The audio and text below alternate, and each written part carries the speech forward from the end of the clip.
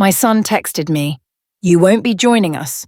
My wife prefers to keep it only family." Just days after I paid $29,000 for their trip, I felt my breath catch, but years of endurance steadied me and I didn't beg. Instead, I picked up my pen and began documenting every detail, turning their dismissal into evidence. That message wasn't the end. It was the beginning of something much larger. Before I begin the story, tell me, where are you listening from today?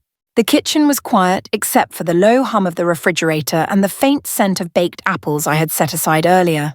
Evening light stretched across the laminate countertop, where my phone buzzed, its glow sharp against the dim room.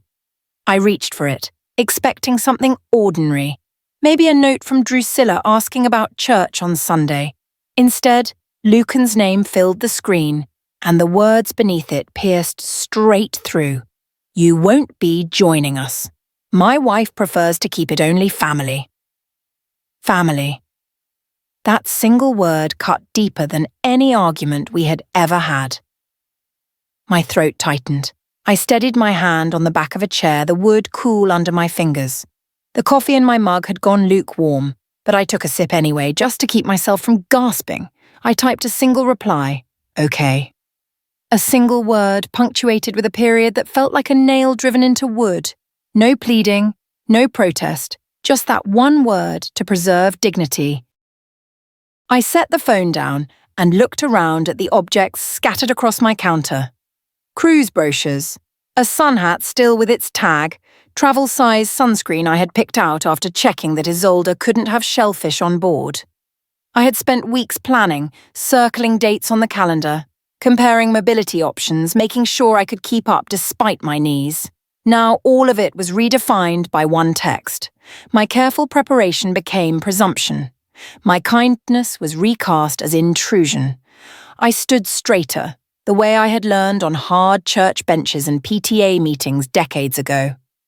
The tick of my late husband's watch from a drawer down the hall filled the silence.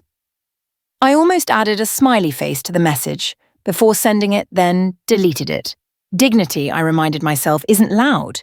It's what you keep when someone tries to strip it away. The sting wasn't only emotional, it was financial.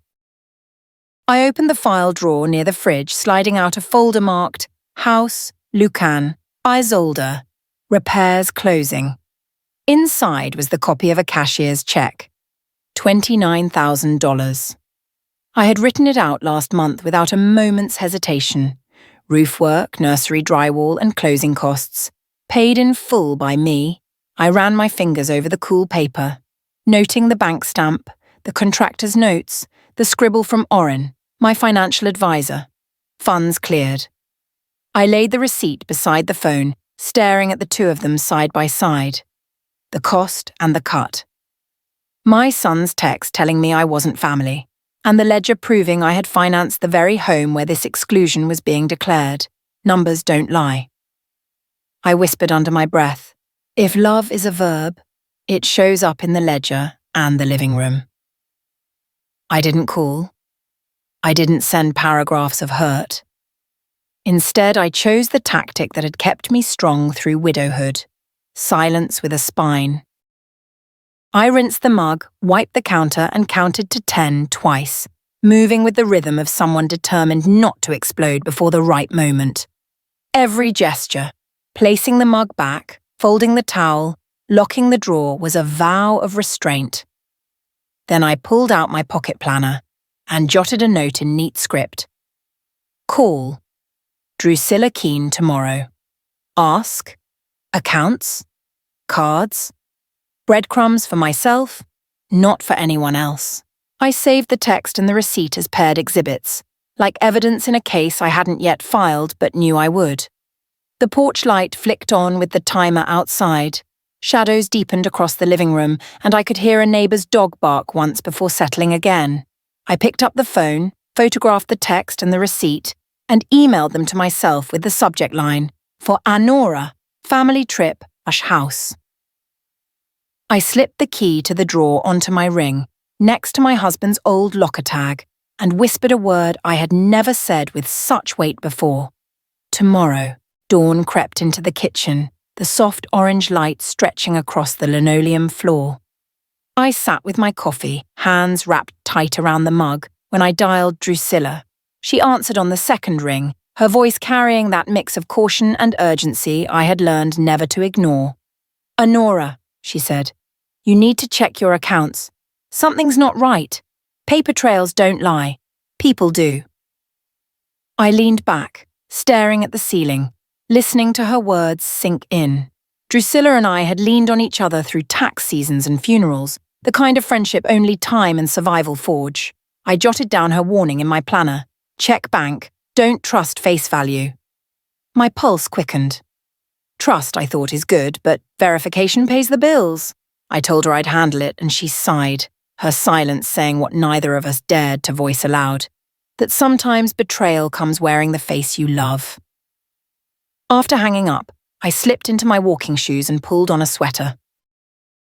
The morning air was crisp, the kind of fall morning when leaves skittered along sidewalks like restless children. I passed neighbours watering lawns, couples sharing small talk outside the bakery, the mail carrier waving as she headed toward the post office. Everything seemed ordinary, but under the surface lay suspicion pressed down on me like a weight I couldn't shake. I remembered my husband's old words. If something smells off in the books, it usually is. He had been a man of numbers, and I had absorbed that discipline. I carried my leather bag close, the folder tucked neatly inside, each step carrying me toward answers I dreaded to confirm. I told myself that numbers don't have feelings, but they can break your heart all the same. By mid-morning, I arrived at Oren Vayner's office. Oren greeted me with the weary eyes of a man who had seen too many financial messes unfold. He gestured toward the chair across from his desk and pulled up my accounts on his screen. His sigh came before the words. "Honora, did you approve this card?" His finger tapped on a line of transactions. My stomach tightened as I leaned forward. There it was. Isolde's name, linked as an authorized user. I shook my head slowly, words caught in my throat. Oren continued, sliding the printout closer to me. "Baby furniture, boutique, clothing, cruise add-ons. This isn't your spending." My hand trembled, so I gripped my bag harder to keep it steady. My heart pounded not from surprise, I had suspected, but from confirmation. "Theft dressed up as convenience," I whispered, "is still theft." Receipts lay lined across his desk, cold and undeniable. Each one felt like a bruise I hadn't noticed forming. I thought back to Isolde's smile, that honeyed voice saying, "It's just easier if I handle the bills." My own trust replayed in my mind, sharp and humiliating. Oren muttered under his breath, "They've been siphoning slowly." Smart, but sloppy. Betrayal, I realized, doesn't always explode. It hums quietly, draining you bit by bit until you're empty. I folded the papers carefully, slid them into my planner under the tab I had marked, Evidence. Oren offered to freeze the accounts right then. I looked him in the eye and shook my head. Not yet. Let them think I don't know. Patience, I reminded myself, is just anger that learned to sit quietly until it's useful. Walking out of Oren's office, folder under my arm, I felt the storm settle beneath my ribs. I would not let it spill just yet. By the time I reached my porch, the day had stretched long, and there under the doorframe waited a white envelope, silent and heavy, with its own truth. By late morning, the sun had warmed the porch, and there on the threshold lay a white envelope, slid halfway under the door as if it were ashamed to be seen. A sticky note clung to the front, the blue ink, unmistakable. Just sign, Mum. The loops were neat, tidy, and too familiar. Isolde's hand, that single word, Mum, written by someone who wielded it like a weapon wrapped in sugar, struck harder than the text from Lucan. I bent slowly, joints stiff, and picked it up. No knock, no ring of the bell, just a silent delivery meant to avoid conversation. I checked my hallway camera, timestamp matched, no courtesy, no explanation. They didn't want consent, they wanted compliance. I set it on the kitchen table right beside the copy of the $10,000 check. Insult beside investment, the pairing burned. I slid on my reading glasses, steadied my breath and opened my phone camera. Front, back, seal intact. Documentation first, curiosity later. Courtesy is asking, control is assuming the answer. I eased the flap open. The words inside were colder than the envelope itself. Durable power of attorney, not springing, not conditional. This would be effective now, immediately. Pre-filled with Isolde's name, broad as a prairie sky. Finances, property, medical decisions, all wrapped into one tidy form. A line for a notary sat blank, waiting to be handled later, goodbye, as though I were too frail to mind the detail. My pencil circled the phrases, broad powers, transfer, substitute agent, and the dagger of them all. Acts deemed in principal's best interest. I remembered Orin warning me years ago about those words. They're the loopholes you only notice when you've already lost everything. My jaw locked. If it needs your silence to work, it isn't a favour, it's a scheme. I dialed Drusilla, kept my tone calmer. They left legal papers at my door. She inhaled sharply, then steadied herself. From here on, everything goes to paper, Anora. I nodded even though she couldn't see me. Good, she added. Paper carries weight. I drafted a message to Lucan, fingers deliberate. Any legal documents concerning me must be delivered to my attorney. Do not leave papers at my door again. I did not add, please. Respect is owed, not begged. I saved it in drafts, waiting for a lawyer's eyes before I pressed send.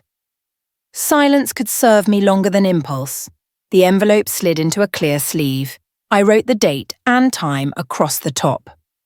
Chain of custody began at my own table. In my planner, I marked, Consult Calder Rourke, Elder Law. Appointment pending, resolve forming. A boundary is kinder than a grudge and stronger than a plea. The rhythm of action steadied me. I scanned the pages, saved them in a secure folder labelled Wexley POA.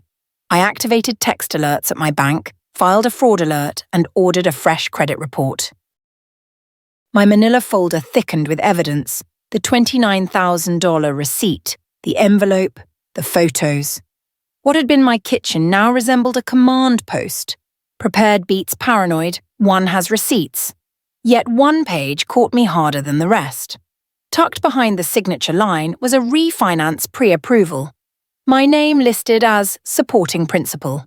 I recognized the lender logo, predatory rates with cheerful fonts, the kind of mailers I used to toss straight in the bin. Someone had expected me to sign blindly, granting them leverage against my own home. I highlighted the phrase pre-approval and scrawled in the margin, who initiated, when. Then I slid the packet back into the sleeve and locked it in my desk, the key heavy on my ring. Fear no longer trembled in me. Strategy did. When they count on you not looking, looking is power. I pulled on my coat, tucked the sleeve into my bag and stepped into the Iowa sun. Only one name formed on my lips. Calder Rourke. The sun hung high when I steered my car into the cul-de-sac, a simple errand in hand. An HOA notice misdelivered to me with their address stamped bold across the envelope. I had returned such things before. No fuss, no drama, just neighbourly duty. My steps were measured as I walked to their front stoop. The keypad code still worked, left over from a plumbing emergency months back, but I didn't cross the threshold. I set the envelope on the mat, under the watchful blink of their porch camera. The air smelled of mulch and fertilizer. Wind chimes tinkled from the next yard. Just another Midwest afternoon, except for the ledger of lies pressing in on me. I checked the timestamp on my phone, wrote in my planner, delivered HOA, no contact. When you've earned your keep, you don't need to beg for the receipt. I turned to leave, but a glance through the sidelight window caught me still. Their gallery wall stretched in neat rows of black frames, a curated family spread. My stomach dropped. The photograph from their housewarming, me between Lucan and Isolde, our smiles broad, was gone. In its place, a new print, the three of them, bright grins like the Missouri's width. No trace of me. A smaller frame displayed the cruise itinerary, a glossy printout of a trip I'd once been told was ours. Even the magnet shaped like a ticket, the one I had bought, now lay on the console as if it belonged to someone else's memory. I pulled my phone slowly from my bag and snapped one clear shot. Evidence. Public view, timestamp intact. I didn't knock, didn't leave a word. I wrote in my planner instead. Photo replaced. Proof logged. Silence can be a mirror. It shows you who's still in the picture. The squeak of a stroller broke my thoughts. A woman from 2 doors down waved, her smile warm as any Midwestern neighbour. "Isn't it lovely?" she said, glancing toward the frames I had just photographed. I heard her parents gifted them the house, such a blessing. Her words struck bone, sharp and casual. I steadied my shoulders. "Blessings have many hands," I replied evenly. "Paper keeps track." Her smile faltered, apology flickering across her face before she pushed the stroller forward, eager to escape. The Midwest doesn't relish confrontation, only conclusions. I texted myself the exchange. Neighborhood narrative, house gifted from her side. Lies have their uses. They mark who benefits from the retelling. If the story keeps changing, follow who benefits. Back in my car, I exhaled slow, uploading the porch photo and a voice memo. Date, time, neighbor's words. No color added, just the facts. I saved both into my secure folder, beside Oren's bank printouts and the $29,000 receipt. The folder was swelling now, not just with papers, but with proof. I drafted a note to Calder Rourke. Visual erasure, plus neighbor attribution, potential coercion narrative. Then I deleted the thought of defamation suits. This wasn't about neighbors. It was about patterns. I breathed, counting in 8s, exhaling in 12s, like I once did in choir. My focus sharpened. You don't win an argument at the curb. You win it in the file. I considered calling Lucan, my thumb hovering over his name, but I didn't. I would not step into a conversation written by someone else's hand. Instead, I sent Drusilla a short text. Wall changed. Neighbor credits her side. Logged. Her reply came quick. Keep walking. Driving away, I passed the park where my husband used to rest under the old oak. Grief tried to surface, but I pressed it down, turning pain into lines and labels, data points marked and filed. Hurt is a spark. Aim it, or it burns your own hand. By the time my garage door closed, my phone was already ringing, an unfamiliar number flashing across the screen.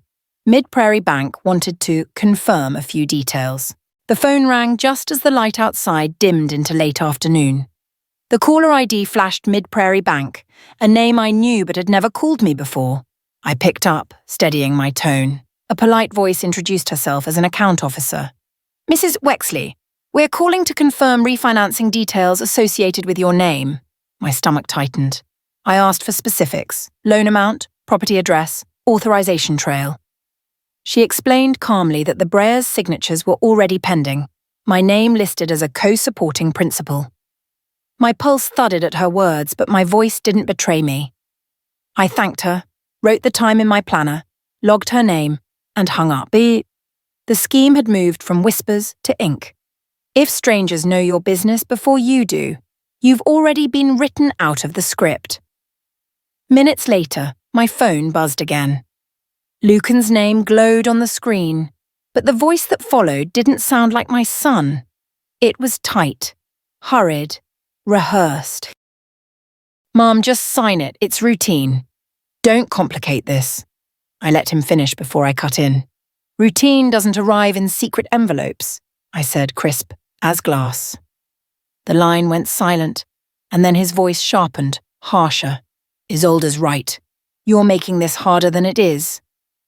The words landed heavier than the bank's script, my boy parroting someone else's control. My chest ached, but I sat taller, refusing to answer with pleading. Instead, I pressed end call, logging the time and saving the record. Love without respect is just leverage. I resisted the urge to call back to demand answers or explanations. Instead, I walked straight to my printer, pulled the callback note from my folder and stapled it to the power of attorney packet. Sirs. My planner earned a new tab, pressure attempts. I photographed the call log, filed it in my encrypted folder, subject line for Calder Rourke. Refi plus coercion, update. My anger wanted to pace, to shout, but Drusilla's voice echoed in my mind. Don't wrestle in the mud. Collect receipts. I stacked the papers neatly, each one another stone in the wall I was building. Discipline is anger with an address and a file number. But when the room finally quieted, the hurt slid in. The sound of my son's voice, used like a weapon, cut deeper than the bank's polite coercion. I set the kettle on the stove, letting its whistle remind me of steadier times. Pouring tea into my husband's old mug, I whispered to the empty room, I will not sign away myself. Speaking it out loud shifted pain into resolve. Lucan had been raised to honor truth, but Isolde twisted truth into strategy. Strength isn't never breaking. It's choosing which cracks let the light in. I drafted one sentence to Calder. Prepare injunction options. I didn't send it, not yet, but left it armed, waiting. I circled tomorrow's appointment on my fridge calendar in red. Rourke, legal. In my planner, another note formed. Ask about forged consent. Bank plus POA. I locked the evidence folder, slipped the keyring into my pocket, and felt its weight as assurance. Night settled over the house. Under my desk lamp, papers glowed not as burdens, but as proof. You don't have to shout when the paper already speaks louder.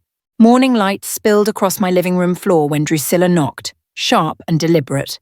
She stepped inside, holding a small USB, her eyes carrying the weight of a storm. Sit down first, she said, voice firm. We plugged it into my laptop. At first came harmless background chatter, clinking glasses, music faint in the distance. Then Isolde's voice rang out, clear as church bells. We'll have full control soon. The papers are a formality.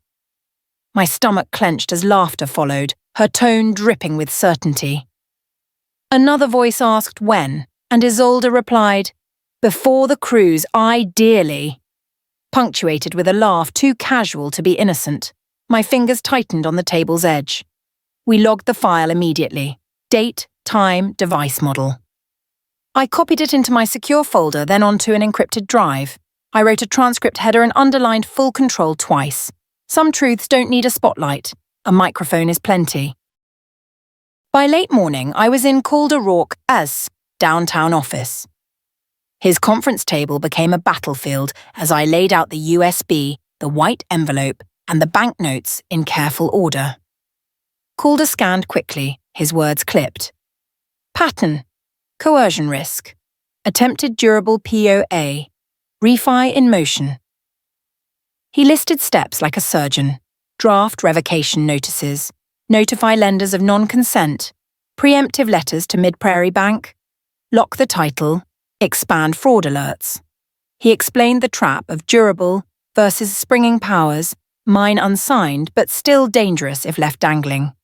He scheduled filings, copied Orin Vayner, and ordered a paralegal to stitch a timeline with exhibits. I signed limited authorization papers, my pen steady.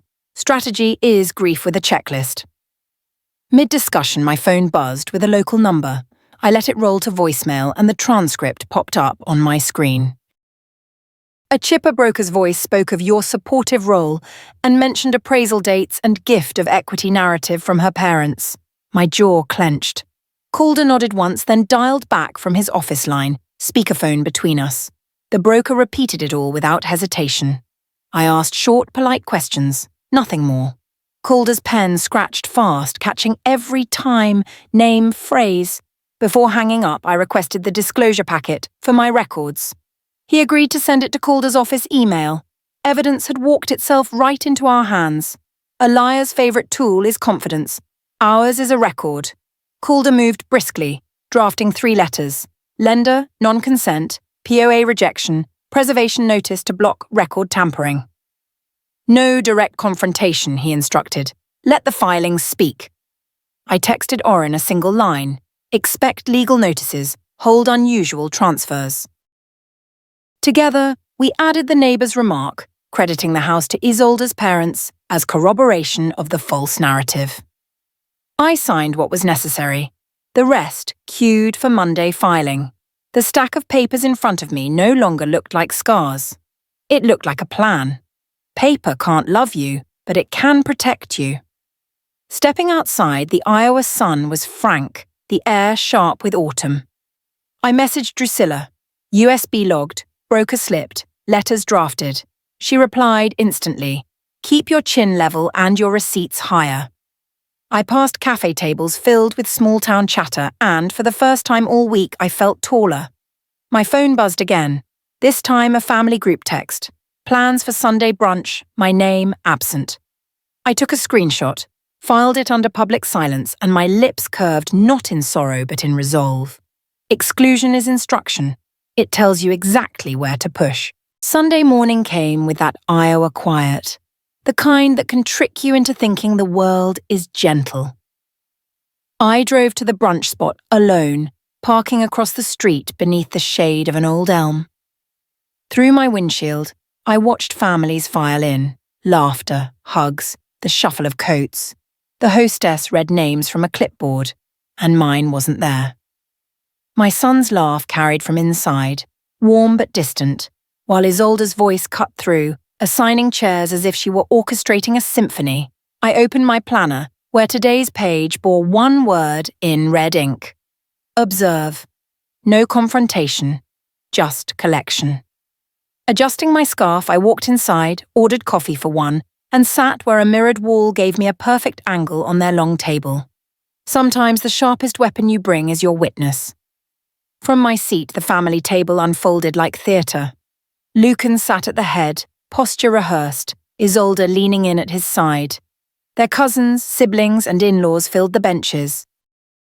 I listened as Isolde stood, lifting her glass.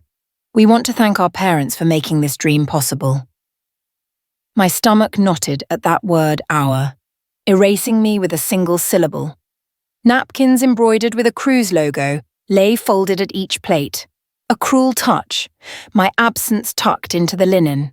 I discreetly lifted my phone, snapped a photo. A waiter glanced my way and I smiled, murmuring, just admiring the decor. In my notes I wrote, toast wording, napkin detail, body language, all deliberate. Erasure isn't silence. It's choreography. Then the whisper came, soft but sharp. A cousin leaned close to another. She's better off not coming. It spares everyone the drama. Their laughter was light, dismissive, designed to minimize me. My coffee tasted bitter on my tongue, but I kept my face neutral. Inside, I etched every syllable into memory. I texted Drusilla. Cousins confirm exclusion narrative. Logged.